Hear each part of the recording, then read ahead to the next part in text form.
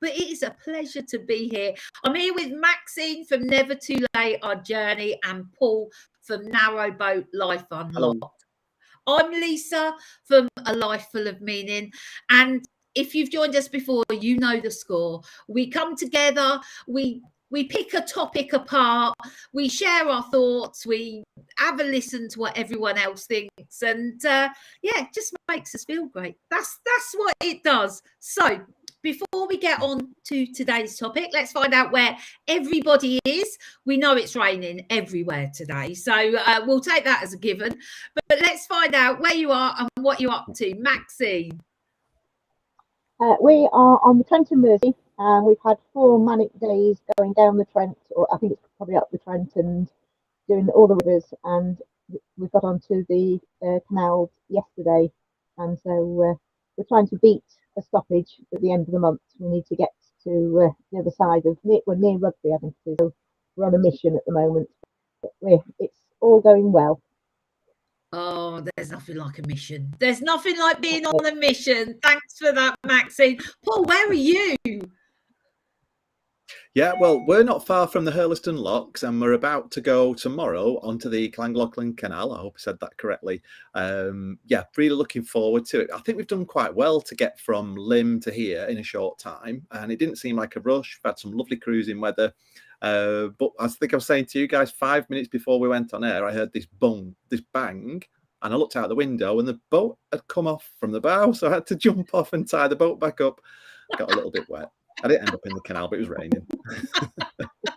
All the drama. So what we've got to do is keep an eye on Paul's windows there and just make sure that you're still attached. So as you can see, I am at the house. I'm missing the boat and the caravan. I cannot lie to you. I'm wishing I was at either one of those. So I'm not finding it easy to just fit back into our normal routine. Whatever our normal routine is, I'm not exactly sure we got one, but you know what I mean. It's that sort of getting up and being in a house. It doesn't suit me. It doesn't suit me. So anyway, here we are. So I just want to say a quick hello to Beth and Susan that have joined us.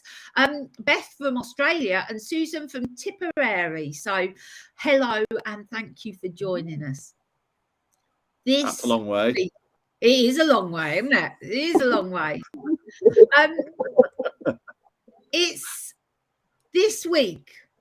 We want to talk about a TED talk. That was about the 4 stages of retirement. Now, you may be thinking, I'm miles away from retiring. This is not even relevant to me.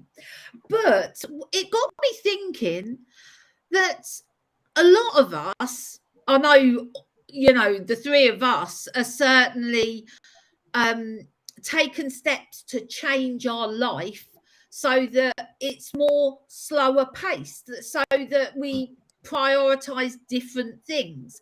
And it got me thinking that maybe retirement isn't what it used to be years ago, as in you get to 60 or 65 and then you're like, that's it, I stop work, I retire, a whole different life. It's got me thinking that there's a whole group of people in their maybe late 40s, 50s, that are changing their life to us. If you want to put a label on it, maybe semi-retirement. I don't like that label, but it's changing our lives.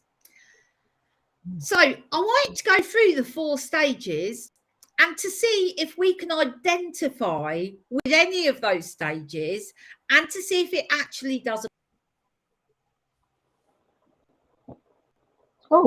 Oh. Hello again. I disappeared. You went to come back. What happened there? It just flashed up like I've been disconnected and then I've come back.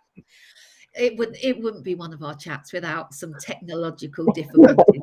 So we just roll with them. We're very blasé about the whole thing, aren't we? We're just like, oh yeah, that's cool. So really relax. So I know you've watched it, Paul, and you've watched it, Maxine, haven't you? I did share it on Facebook as well, the TED Talk. It is only like 13 minutes long, and it is well worth a watch. But let me recap what Dr. Riley Moynes, I think his name is, what he says about the 4 stages of retirement. So he says the first stage is the vacation stage. Life feels like a big holiday. All is good. You've got no routine. It feels like you're on holiday. And then, he says, you then start to get a bit bored. And get a bit bored with it. You start to miss your routine. And he says, by the time you've felt like this, you're already in stage 2. Stage 2 is not fun. Okay. So this is what he calls the loss and lost section. And it's about you lose your routine, your identity, your relationships, your purpose, and for some people, your power. And he says for some people, the 3 Ds follow: divorce, depression, and decline, both physical and mental. Stage 2, there's no joy there, right? That's where that's not fun. He captures it with fear, anxiety, and depression, right? He then says you move on to 3, which is trial and error. And basically, this is where you start to try stuff. Try to make life more meaningful. And he says there's often failure at this stage. So you try loads of stuff. It's almost like you're trying to see what sticks. You're grasping at straws, just giving anything a go. And he says often failure, but you have to keep trying. Otherwise, you slip back into stage 2. Now, he says stage 4, not everybody gets there. Okay. And it's called reinvent and rewire. And this is where all the joy is. And basically, he says it's important to find the activity that gives life meaning, and almost always that is being in service to others, doing something to help other people. And he says all the things then that you lost in the second phase, the routine, identity, relationships, and purpose and power, they're all returned to you, and that's where all the joy is. So that is the quickest recap. I probably did him no favors with that recap. I'll urge you to go and watch the TED Talk, but just to give you the background of what we're going to talk about today. So just a quick poll, Maxine, Paul, and anybody who's watching, can you identify those 4 stages? Have you been through that sort of phase? I'm a yes. Yeah. Paul, you're a yes. Yeah, definitely. Maxine, are you still in the vacation? I don't think I even went. Well, I probably was in the vacation, but I think I skipped a bit, and I can say I'm in number 4. Maxine, as always, you master it, you go straight to the end. That's what we love about you. Our guiding light here, our guiding light. Fed up with people at the top of the class. Yes. I'm so glad you struggle, Paul. Otherwise, this would be tough, wouldn't it? So Maxine, you'd say you're in 4. You feel at home in 4. You've reinvented your life. You've done the quick route, haven't you?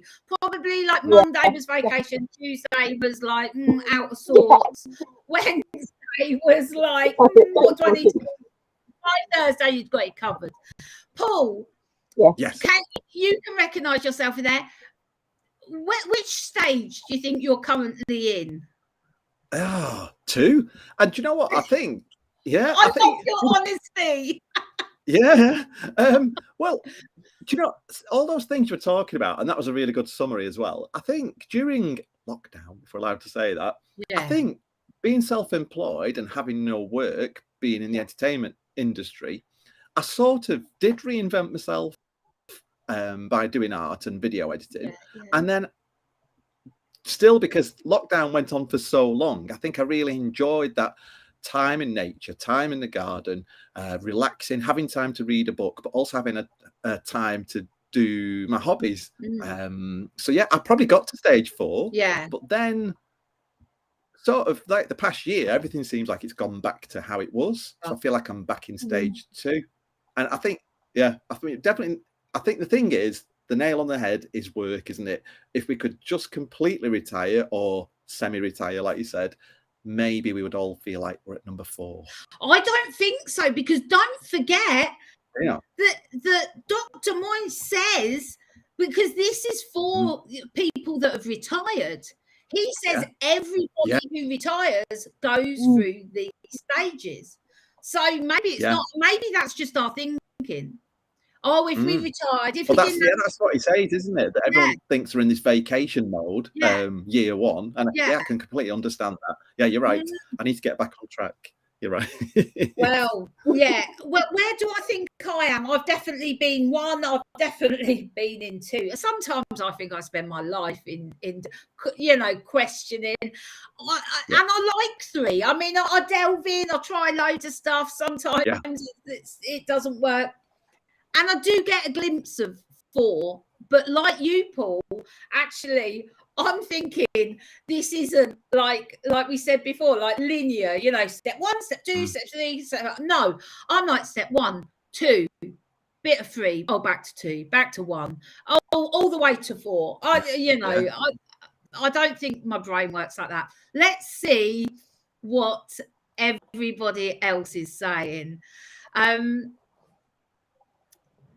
So Mick says, I think I'm starting phase 4, 8 years on. Mick's been retired for a while. Susan says, I don't think I had stage 2 because I was self-employed. So when I was working, I didn't really have set routines, so I didn't miss them. I think I just sort of drifted into retirement without realising it.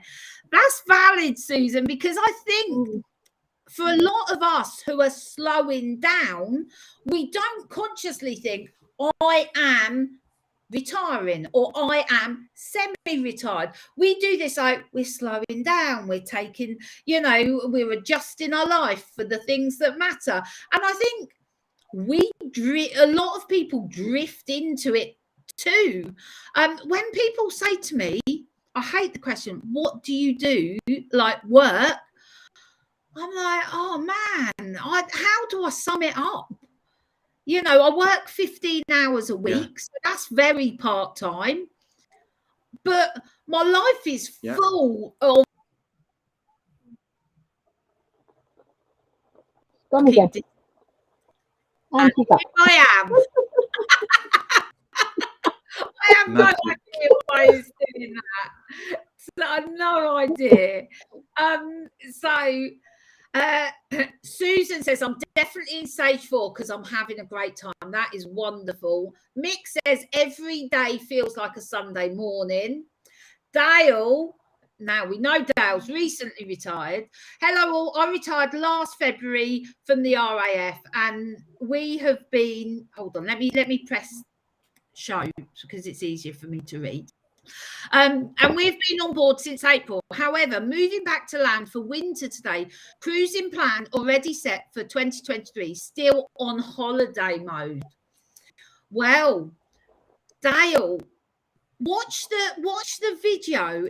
Watch the TED Talk if you haven't already, because it's really interesting. So, yeah, I urge you to have a watch. So, when we think of slowing down, doing that, slowing down, taking life easier, did you feel the vacation stage, Paul? Maxine, you said you didn't really feel like you was on holiday. Did you? Or did you not? Not really. I did probably for a month, but not to the extent of for a long time. It was all novel. Yeah. Paul, did you feel that when you moved on board? Yes. Yeah. Yeah, and I think that's why we got into the habit of eating bad things and drinking, because it does feel like a holiday when you're on the boat and the days you don't have to go into work, you're Yeah. cruising along the canal, and we've done that as a holiday and day trips. Yeah. So it's very easy to have a glass of wine or two in the evening and sit there eating snacks and watching a film. Yeah, and then I find it difficult to do work if I've got to catch up with something in the evening. So yes, it does feel like vacation a lot of the time. And maybe that's a bad thing, because when you go from vacation to work mode, it's like, oh, I don't want to go to work. I'm enjoying my vacation. Yeah. Do we think that it's possible to stay in phase one, like every day's a holiday? And I'm asking Mick as well, who's watching, because you know he lives in a beautiful location. You know, used to come from Northampton too. So these grey, rainy or autumnal days, you know, I wonder if it's possible to stay in that holiday mode, and whether it gives us enough. Does that make sense? Yes.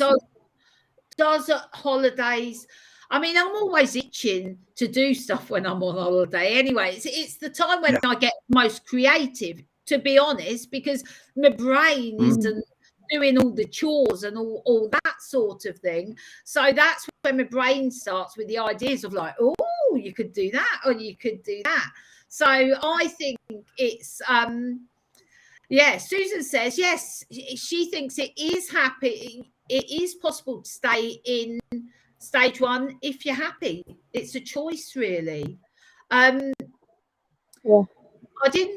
Susan says, I didn't feel it was a holiday, but I did enjoy just doing whatever I liked. I think our lives are very led by routine, aren't they? So that break from routine.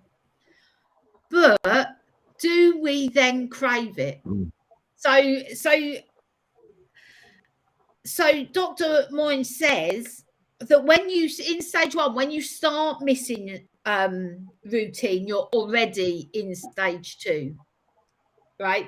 How many people, I wonder, found in lockdown that their days started to have a routine?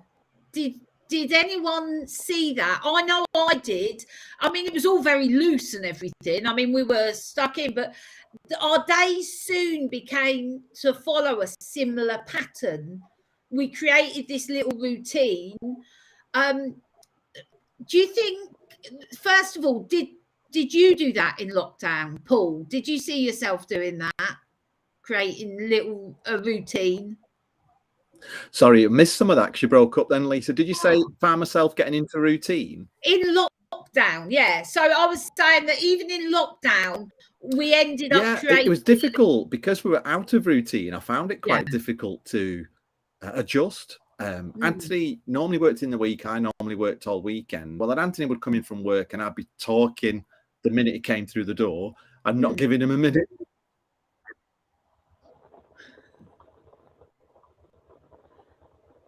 Oh man, I've lost you. I can't hear you. I missed the end of that, Lisa. In lockdown, we ended up creating... Oh, can you hear me now? Oh.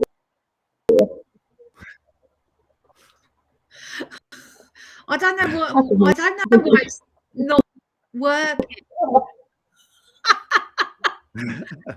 I think I keep getting part of your question and then I go to answer it. Man. Yeah. Go on. Yeah. So it was just about routine, whether it's human nature to create routine in our day. Yes. Yeah. I feel, especially when I've got a routine, that I just feel happier. Maxine. I just feel happier when I get into a set routine. So, you know, when I was getting into the habit of going to the gym every day and doing exercise, going swimming, doing that routine and then getting work done in the afternoon, I felt happiest when I had a routine. And I think we've said this before, if we won the lottery, I don't think we'd completely give up work. You'd have to have something to keep your mind occupied. As much as I love laying by a pool, I think it would get very boring. after 365 days. Yeah, absolutely. What about you, Maxine? I know, like, you're cruising, so sometimes you think the days aren't the same, but do you find that you search out routine, or it naturally happens? Yeah, I still have a routine as such. Yeah, obviously it slightly changes when we still get up early, or probably not quite as early as when we were working, but we still get up early, especially Monday to Friday. And then we'll have a line a week, unless we've got to get up to cruise. So we have got a slight routine, because I personally like to know what's happening when it's happening, and so I think that's my doing more so. It just gives a bit of structure.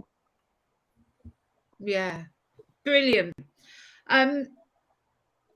So let's have a look at so Mick is saying, this lifestyle has come at a cost, and I chose a tropical island with sensible living costs, lots of sun, vitamin D, and plenty of fresh, great food. I mean, that's a recipe for a good life, isn't it? Just there. Yeah. Susan says, I'm a Taurus and I'm supposed to love routine, but I think I've become more spontaneous the older I've got. I don't mind lockdown. I didn't mind lockdown because I suddenly found gardening not especially successful, but at least I had a go. That's brilliant. That's like that stage 3, isn't it, of trying different things.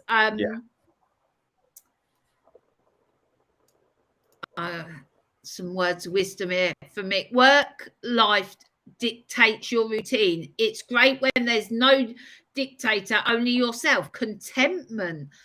Yeah. Whereas Glenn found that completely difficult. I mean, Glenn retired once when he sold his business, and he lasted. We literally went on a week's holiday the day the sale went through. We went away for a week. He must have lasted 2.5 weeks. 2.5 weeks, and then Glenn did the extreme thing. Right, it didn't work for him. There was no routine, and then he went back to doing what he hated, which was anyway. I find that interesting. So if we look at stage 2, that loss of routine, and we're talking about how that is important sometimes to us, and that I think I naturally search that out. Identity. Now, do you remember a couple of minutes ago I was saying that I hate it when people ask what I do for a living, right? And, well, that'd be interesting, actually. Paul, when you was a magician, full-time magician, that must have been an easier answer. I'm a full-time magician. It was, but sometimes I dreaded saying it, because you'd be in a bar on holiday and it's like, what do you do for a living? I'm a magician. Oh, show us a trick. And it's I enjoy performing, but most of the time I don't take magic around with me, because you forget you're on holiday. You don't think you're going to be performing. You haven't got like a spare glove in your pocket or anything. No, I did learn some. I did learn some tricks with coins and paper napkins. So if anybody did ask, I could just show them a quick trick. But and then I felt bad on the other people, because in that situation, I didn't want to be center of attention. I wanted everyone else to get involved, and it was sort of like, oh, that's amazing. How long have you done it? And I didn't like that attention being taken from other people in the group. It felt like I was hugging the limelight. I know that feeling, right? Because when I start to describe, like, when people say, like, what do you do? And I'm like, well, you know, and this and that, and then people are like asking those questions. I think I wish I was just an accountant, you know. Oh, I'm an accountant, you know. A hairdresser. Yeah, I'm a hairdresser. Yeah, something like that. What do you say now, Paul, when people say, what do you do? Well, I tend to avoid saying I perform magic, because it's just because that's the conversation stopper. I just think Yeah, I create art and YouTube videos and occasionally do magic shows. So it is a bit, I'd rather say like a one-word answer would be good, wouldn't it? Accountant. I'm an accountant. Yeah. That's what we should all Yeah. start saying. No, I think we should say we're movie producers. Yeah, well, I think we should just be quite vague and just say I'm a creator. That's it. I'm a creator. Yes. Yeah. A video creator. A chaos creator, you know, yeah. Maxine, I remember Anthony and myself. Sorry, Lisa. Yeah, go on. Sorry, Anthony and myself were in the Lake District at a hotel on holiday, and we had an MG Universal sweater on. We only bought it because it rained when we were at MG Universal. But she really thought we were from MG Universal, and we were plotting the place out for a film. We couldn't see a meal out of that, couldn't we? Oh, that is funny. That is funny. That's brilliant. Maxine, what do you say when people say, "What do you do?" I say I'm a life coach, author, but I'm semi-retired. I don't do very much these days. I try and keep it down to a minimum. Yeah. That's a good way. That's a good way. And top of the class. Yes. You could just say, Maxine, I just excel in all I do. I will. I'm at stage 4 in retirement. Yeah, that's it. I've worked through the stages. I'm at stage 4. All is good. What's Susan saying? Yes, many things died. Oh, this is the gardening. Yeah, but also many things lived. I do think that older people still have a lot to contribute. We have experience and hopefully some knowledge. It's great to say that, Paul. So I think, as we go, we've got a lot to contribute. And actually, when you look at stage 4, it's all about contributing, isn't it? So Susan says tax inspectors, no one wants to know them. That's a good one. If someone says, what do you do? A tax inspector. Yeah. So that's identity is really interesting as we go through this process of redefining and changing our lives, even if we still do the same thing, but we're doing it in a different way. I think that loss of being able to express what you do in that way, I think that's difficult. Again, one of the other things he says is the loss of purpose. And I think I've been through that stage. Well, you've all seen me, that messy cycle that I've been through, where I've sort of lost that purpose and then sort of find it again. Do you think when you say, for example, you've lived a life, you've been successful in your job, you felt purposeful, and then to not have that. Now it's slightly different for us because we're redefining our lives, but for a lot of people, when they retire, that's it, their work life is over. That must be a real loss to have, say, been a police officer for years and then no longer. That goes back to identity, doesn't it, as well as purpose, I think. So do you think that when I keep saying we, I mean people that are changing their lives like we are, do you think that loss of purpose is something you've seen, or do you think actually you've been able to make more room for purposeful things? Does that make sense? I'm going to go straight to Maxine, Paul, because I've got a feeling she's got this figured already.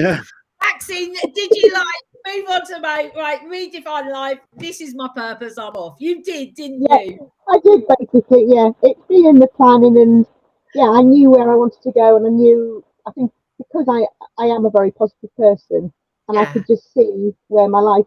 I mean, obviously I still have hiccups and things go, but I just think, well, if that's not going right, we'll go to the next way, sort of thing. So yeah, I could see a clear place, but I keep trying different things as well, because I like to keep busy and keep my mind occupied. But yeah, I had a very clear where I wanted to go, what it was going to be, and I just keep going for it. Now, me and you, Paul, I think ours is a slightly more messy. Now, you've said many times before of this idea of sitting down, reading a book, and just having this slower pace of life. And it's not always been that way, has it, Paul? No, things get in the way. So yeah, we've still got to work to pay bills. You know, I mean, I'm not far off retirement, and that's one thing I found surprising in the TED talk when he said, you know, that group for people to go out and do activities was for 55 plus. I thought, oh, am I really in that group? That's not retirement age. It's weird, isn't it? I can still see myself doing shows in the future because I think I'd enjoy doing the odd show, and it's probably going to bring in more income than a pension would, to be honest. Although I do have a private pension from being self-employed. But yeah, that sense of purpose. Yeah, I sort of feel like I'm all over the place at the moment. It's like a funnel full of things and ideas, and I want it to be laser focused, like Maxine's life. Yeah, we want to be like Maxine. Do you think, Paul, that you could be in that trial and error, trying different things? It's almost like trying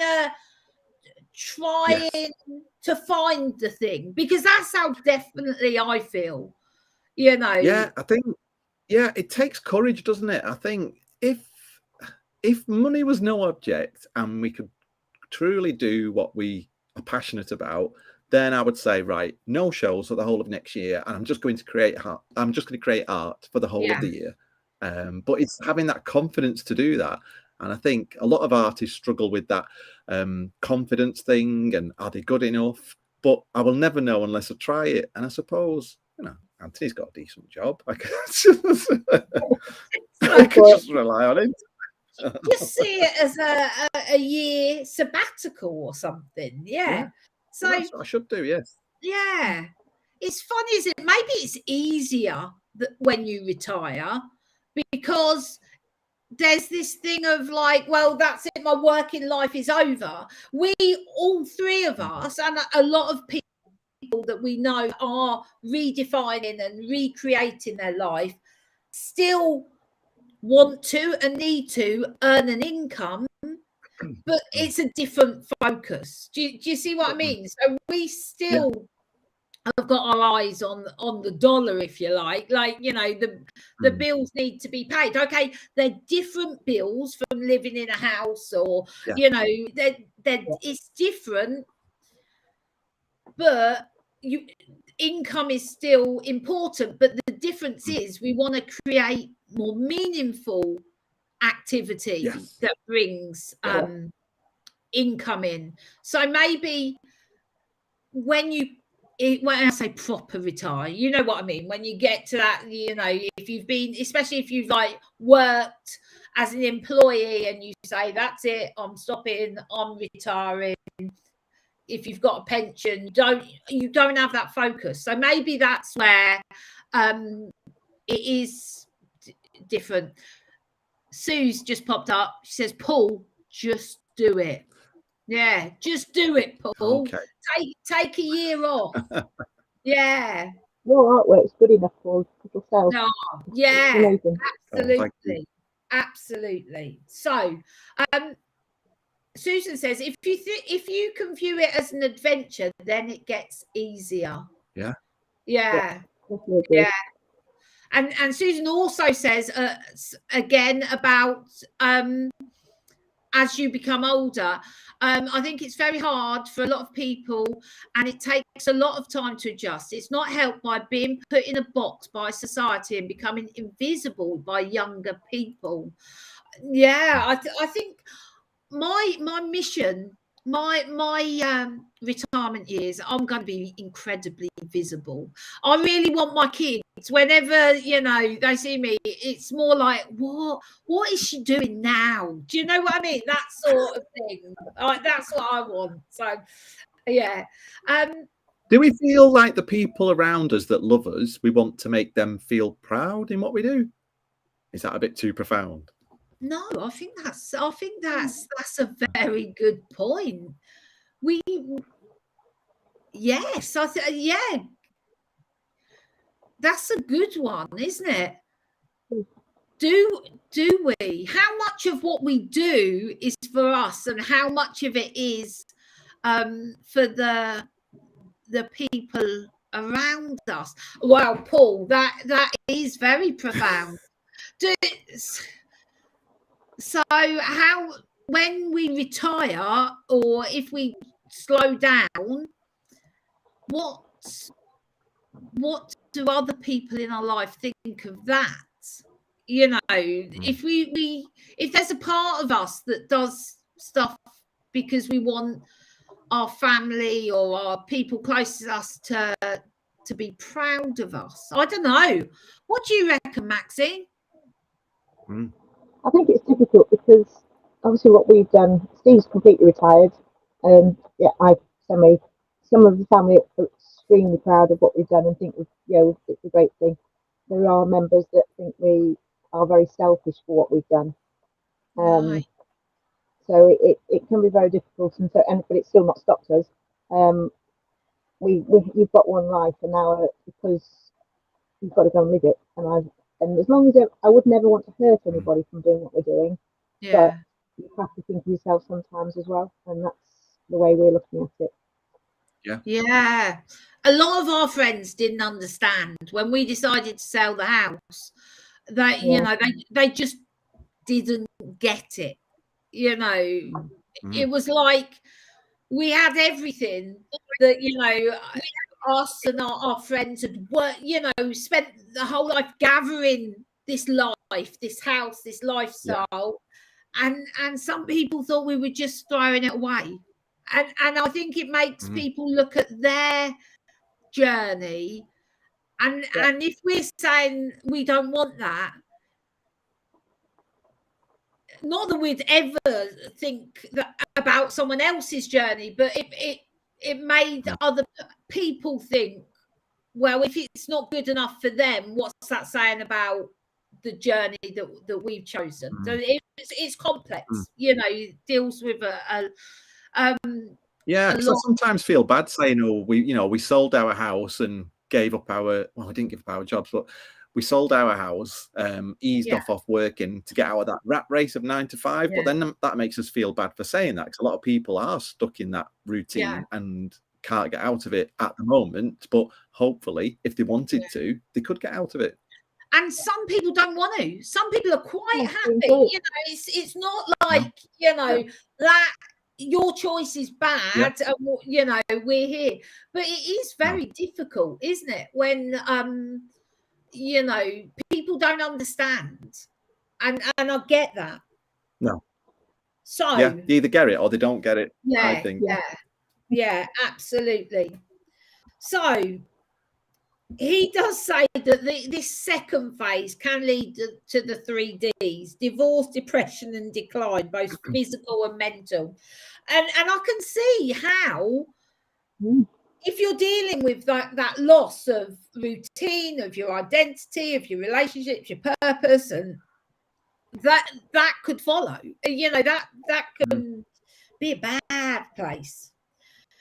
He says that the third section starts with asking, how can I make my life more meaningful again? And that's the trying stage. And I love this stage. In fact, I think I'll be quite happy in 3, trying loads of stuff, seeing what sticks.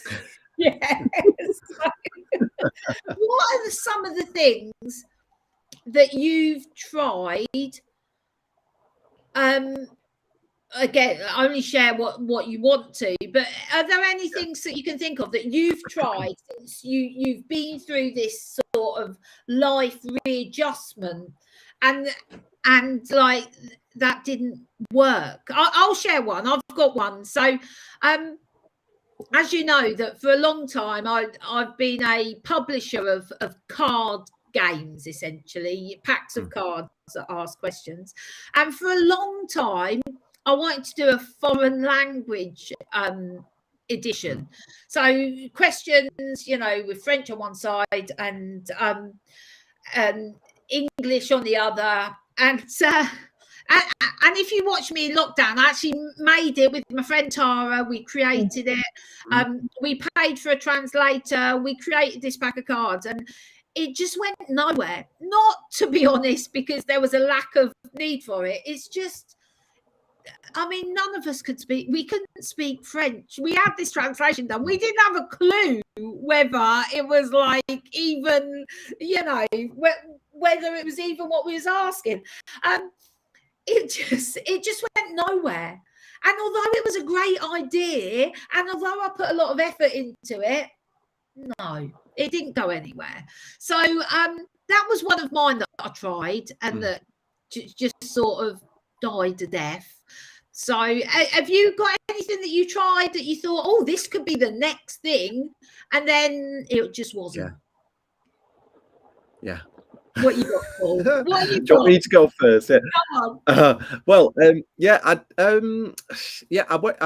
years ago, about 10 years ago, because I was so into photography, and I've done photography from an early age. I decided to start doing wedding photography and also kids' portraits. Well, I love doing the kids' portraits, and I was trying to do it different than all the other people by just sitting them on a stool and getting them to lay on the floor and do all these poses, and the kids doing this. But I had to show the kids. I had to show the kids how to do that. Well, I feel like I had 10 gym workouts in a day, because you do. Just lie down on the floor, just do this. I tell you what, it took me weeks to get over it. But and the money started to come in, and it was really good. But then the big companies, like I don't know, I can't remember the names of them now, but the big companies that have been doing it for years, they make the schools sign contracts to say they will be the photographer for X amount of years. So it's so difficult to get into. And then weddings were so stressful. I enjoyed the wedding. I didn't enjoy designing an album. And a year later, still the client's going backwards and forwards saying, oh, well, could you take Auntie Ethel out because we don't speak to her anymore? So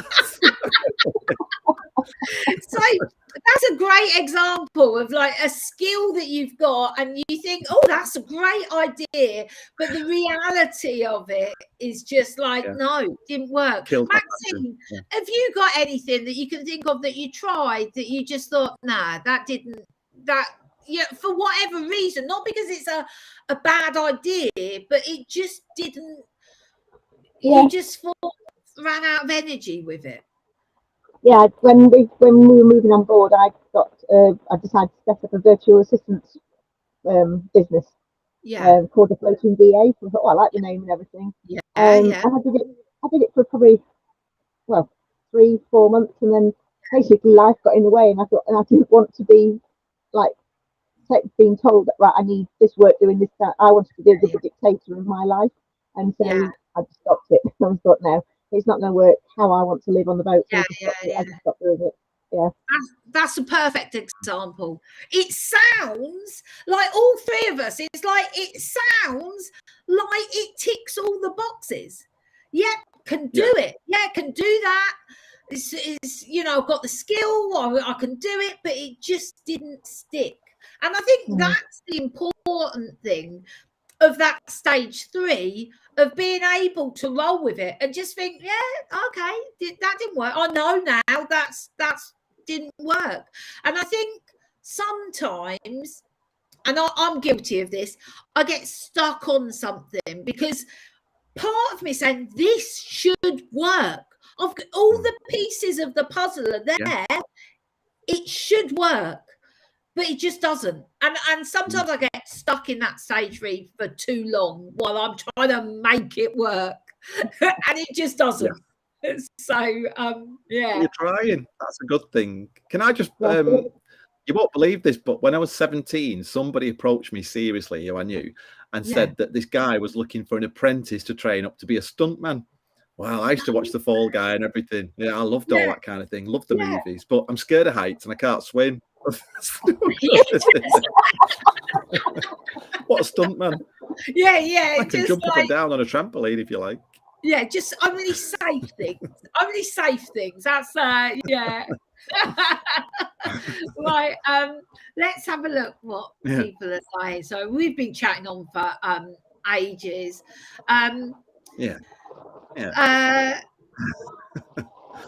So Mick says, when I chose to retire, my father was happy for me and wished me well. My two sisters shunned me and hoping I'd fail.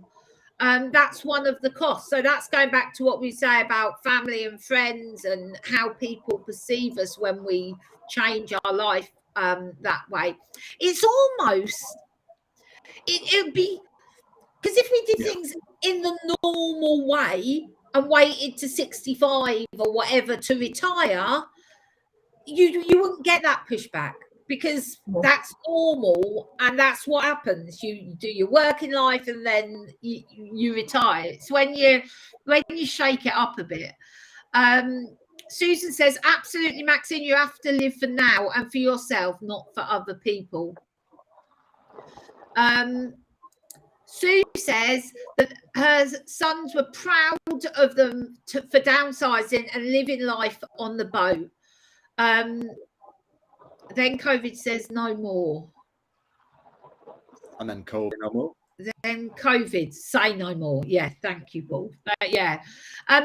Susan, portrait painting equals disaster. Learning a music instrument equals disaster. Pilates equals disaster.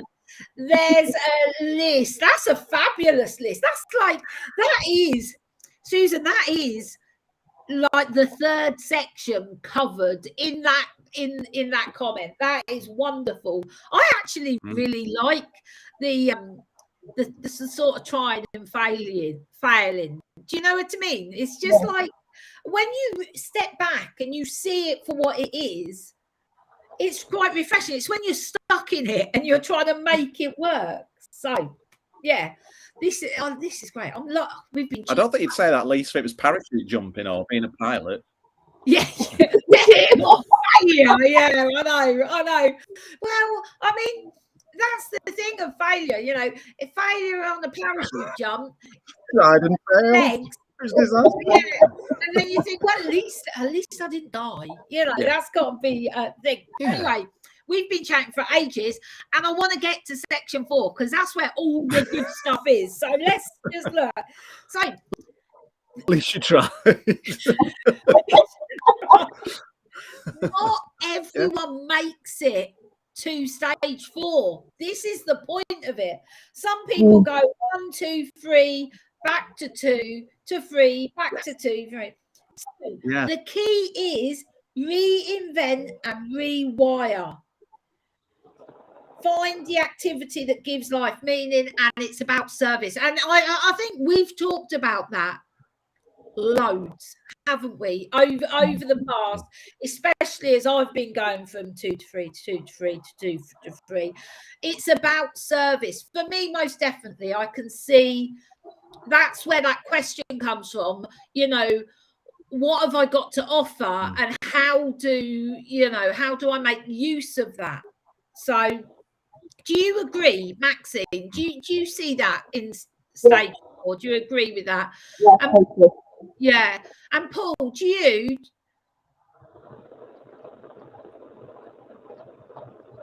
Paul, are you still there? Is that massive rain where you are?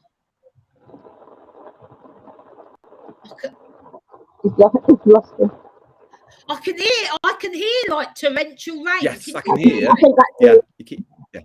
Yeah. Are you there, Paul? Yes. Yeah. Can you hear me? Yeah, just. Yeah. Going back. Yeah, I think I should just go to, section 4. Yeah. Just try it all. Just do it. What's the worst that can happen? If I start to run out of money, I'll start doing shows again. Well, actually, that's a good point, Paul. Is choosing to get to section 4, is that actually a choice? Yeah. Do you think once you've tried all these other things and you've tried to make, and you've tried and you failed and tried and failed, when you think, well, actually, I'm going to reinvent and rewire, who I am, and that automatically you know, those things that you lost in phase 2, the routine, the identity, the relationships, the purpose, the power, all those return, but you're different. You're changed because of the process. Yeah. But do you think, on the other hand, that we want to rewire and we want to get to stage 4 and then get frustrated because we can't rewire and get to stage 4? Oh, well, that's a tough one. That's a tough one. Depends how much you want it. Say that again, Maxine. So it depends how much you want to change. Because if you really, really want to change, then you will do it. Yeah. Now, I'm all up for life changing. I'm one of those people. I love any show on TV that goes for that process, you know, of like change. I love that, changing from one to another, you know, that whole maybe if these whole 4 stages could just be done in an hour's TV program, that's it. That's I've got. Yeah. I think it can be, because I've watched too many episodes of Queer Eye. That's the thing. I think you can go from stage 1, stage 2, stage 3, stage 4 in an hour with 4 advert breaks. Yeah. And that's when I get frustrated that life isn't, it takes a bit longer sometimes. Yes. Yeah. Oh. Yeah. So what have we learned from this? What are we going to do differently? Maxine, you don't need to do anything. You're top of the class. Yeah, you're top of the class. What are we going to do, Paul? What are we going to do? You just need to teach us how to do it. Yeah. Paul, what are you going to do? Do you know what? I'd already discussed this. I was going to take January, February, March off, but I only need to do 3 shows to pay the bills. So how about, rather than cut the ties completely, maybe do 3 shows a month and then close my diary? Yeah. I promise to do that from today. From today, Yeah. 3 shows a month? Yes. And then close your diary? And then have time to be a movie producer. Yeah. And, should we say YouTube editor, and to do my art. Something's got to give, hasn't it? And I think if we're not happy in the place we're in, we need to do something about it. Yeah, absolutely. Absolutely. That's a great one. Well, what I'm going to do, I started this week. Every day I've been asking myself that question of what can I do today that my future self will thank me for? And I've been trying to do 2 things, little things, or some of them tiny, right? But something every single day that my future self will thank me for. So that generally about working. Yeah. Let's say work/money, because it's all in that same thing, and health and fitness. So they're the 2 areas, and I've been trying to do something every single day that my future self will thank me for. And to be honest, I'm feeling quite smug this week. I'm feeling quite smug that I'm doing all right. So I see myself fitting more into 4 than 3, 2, and the first stage. So that's a good measure. All I can say is, if you haven't watched that TED Talk, it is well worth a watch. It's 13 minutes of your time, and it covers those 4 stages of retirement. But as we've recoined it, like slowing down or living life differently, I think it applies to all of us that are looking to change our lives to make it more meaningful. So again, thank you everybody who has joined us and taken part in the conversation. I've really enjoyed today. It's been a good one.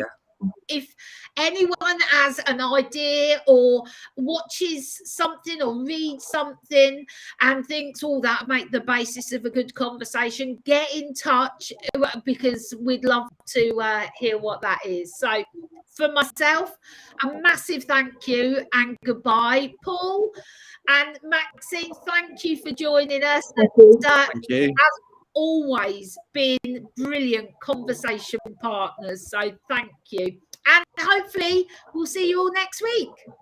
Take care. Bye. Bye.